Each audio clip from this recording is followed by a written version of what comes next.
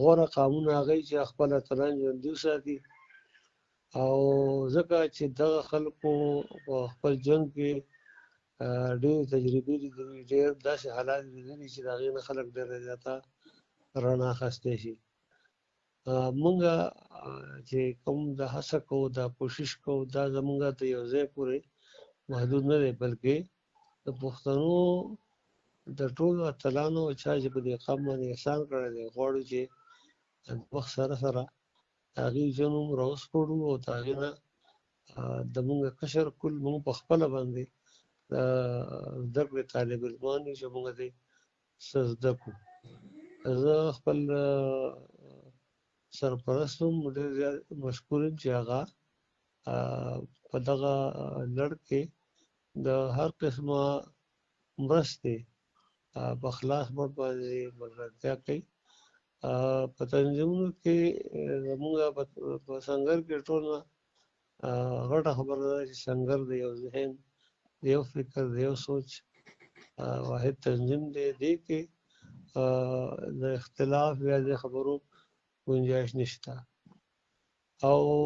بله چې ما ته یادېږي نو دا وه چې موږ کوشش کوو چې د سنګر دا وزیر پرانیزو. دا لږ کور کو خو هغې دپاره په وخت پکار وي او موږ د سنګر په عام غړي خو خیر رکنیت دپاره خو دې دپاره به یو لار قلو، خو کم چې زموږ سره په کابینټ کې راځي نو هغه به پوره د هغې دغه کوو، د سکروټني چې هغه موږ پوه شو چې دا د یو سوچ او د مثبت سوچ خاوند دی. ځکه چې نن سبا په ادب کې هم خلکو دومره ردې جوړې کړي چې هر ډله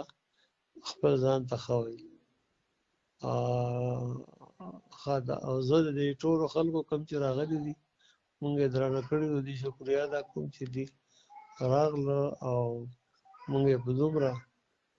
دغه باندې وقدرولو. مونږ چې نن د کومو کسانو د ژوند سپړدنه وکړه دا په خپل ځای باندې ډېر درنې نامې دي. که ډاکټر محمد اعظم ډرامه بام ته رسولې ده نو ښاغلي اشرف مفتون د شهودیت او د وجودیت دغه فکر چې په خپل اشارې کې هغه ورود ته رسولی دی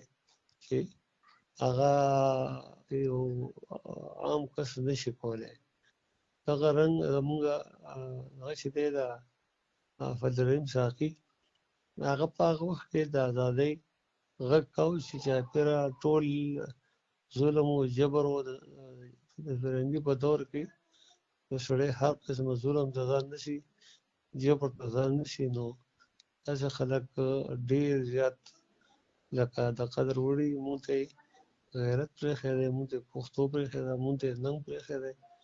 او تر څو پورې چې پښتانه دغه طرف ته را نه شي، یو نه شي، وحدت ونه شي، نو زما په خیال باندې زمونږ د دې هلو ځلو